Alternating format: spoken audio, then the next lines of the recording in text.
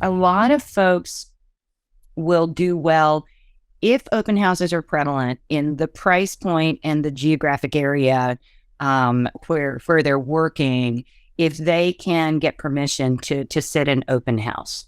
Right? Absolutely. Yeah. And that's not gonna work for everybody, but being positioned, interacting with the people who are there, feeling the house, and I can't stress enough about how important it is to tour everything you can. Go to open houses yourself, go to brokers events, go to showcase of homes, all those things. The more that you are inside luxury properties, that just adds right up, and scouring the MLS.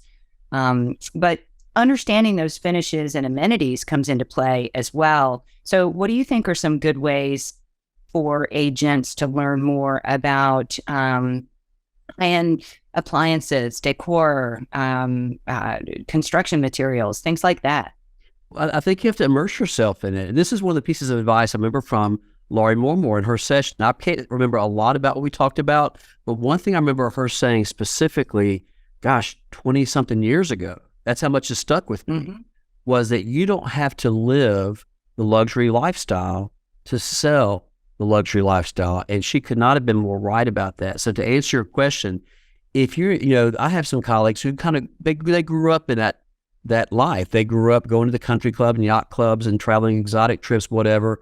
That's wonderful. And they're kind of came in pre-networked, if you will, but you don't have to be. And so I think if that's not your situation, that wasn't ours certainly, then we immersed ourselves in luxury by the media. So I looked at magazines, websites, interior design, landscaping, architecture, all these things that are critical pieces in the luxury market that perhaps aren't as big of a deal in entry-level homes, for example. So, when you're looking at luxury homes, you need to understand the fine tuned differences when it comes to brands and the components of the homes, understanding it. And I always say, walk the walk and talk the talk.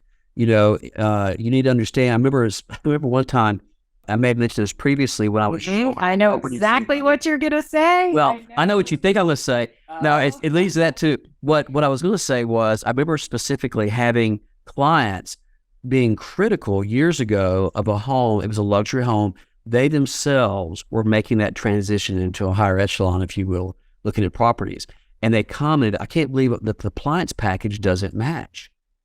And that's a very common formula in entry-level, mid-level homes. Everything's the same brand, and it's a meat and potatoes brand.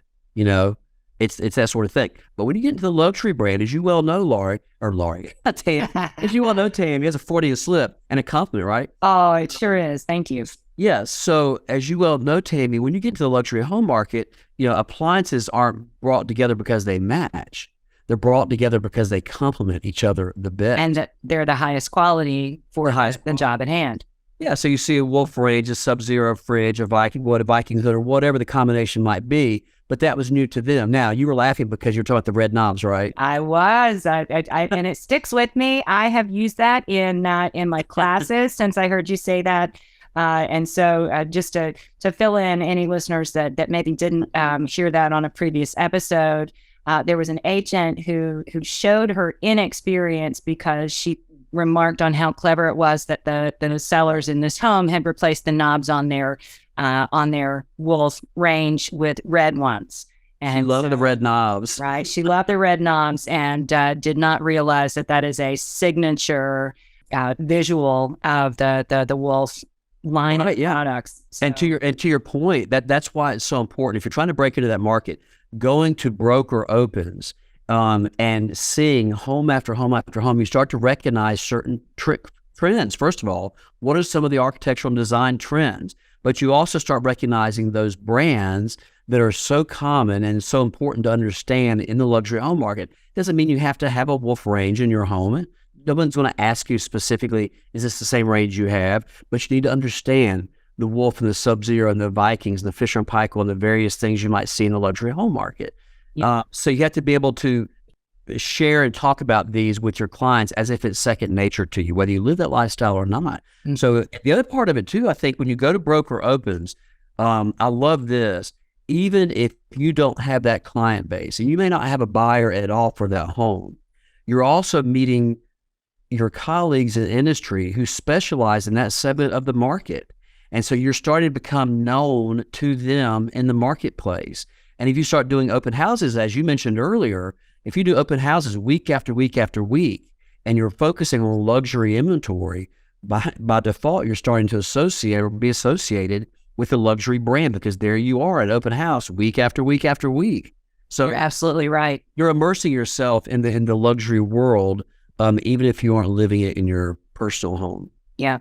Now, I want to go back. You were talking about learning, right? So, reading magazines, all that sort of thing. One thing that I like to point out to people is that they should step out of their comfort zone in terms of style, right? Now, every geographical area has a prevalent style, but in where I am in Florida, we've got all sorts of things going on. And I think in a lot of markets, there's more contemporary and modern construction coming in that's even in more traditional neighborhoods. And personally, that's not my style, but I have a lot of clients who are interested. So I push the envelope, and I read publications. Like my favorite one to recommend is called Dwell magazine. Well, yeah, I subscribe to Dwell. Because it's so easy to consume, and it helps me understand what I need to know for my clients that like that type of design and style. And I know when we did the episode on design trends and that sort of thing, you sent me articles from so many different publications and easings and all that. What are just a couple of your favorites, right? Like the ones that you go to first to stay on top of design trends? Well, a lot of them are they're the usual suspects, like Architectural Digest. And you mentioned Dwell, for example. Those are great publications.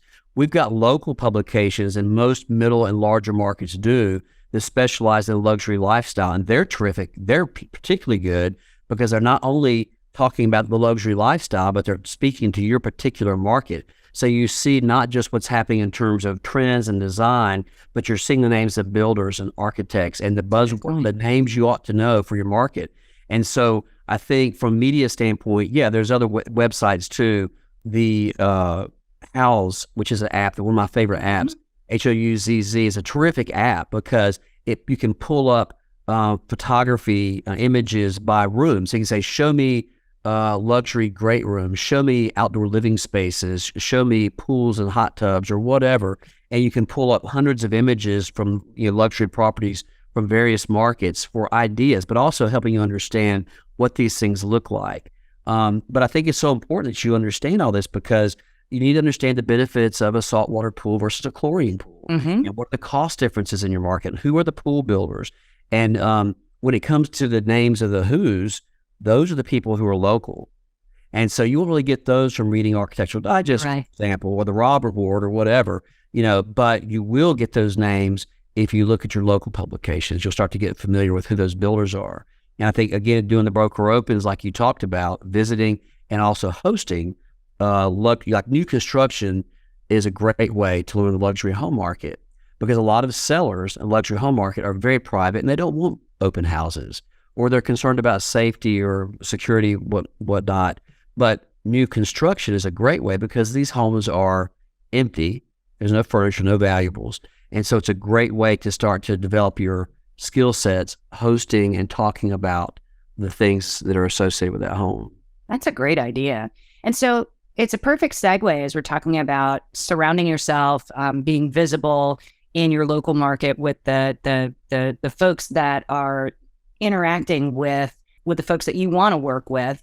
So let's talk about some of the other types of networking that you should be doing in your marketplace that can generate not only business, but referrals. Like I'm thinking anybody in the financial services world, private bankers, financial advisors, CPAs, those sorts of things. Can you think of any other types of individuals that would be great connections in that arena? Well, yeah, absolutely. I mean, if you have kids, for example, if your kids are going to getting instruction in swimming, pool instructors, tennis instructors, any type of special horseback riding, anything is getting private instruction, those people are meeting lots of people who are your potential clients. If you hire a professional landscaper, that person has a lot of clients who you might want to know. And so having good relationships, that's one of the things too I'll say is that I've always tried in my business and personal life to treat everybody the same. It doesn't matter if it's the guy on the lawn crew who shows up at my house every week, the guy who's doing the plumbing work for me, the folks doing interior design, whatever level they are, whatever station in life, I try to treat them all the same. The thing that I've come to realize is a lot of the people who are doing, the toughest jobs around your home are very well networked, because if they're really good at what they do, they're working for people who love them the way you love them, and they're happy to make introductions. Painters have introduced me to some of those wonderful clients, and vice versa. So everybody's an opportunity for networking, I think. You're absolutely right.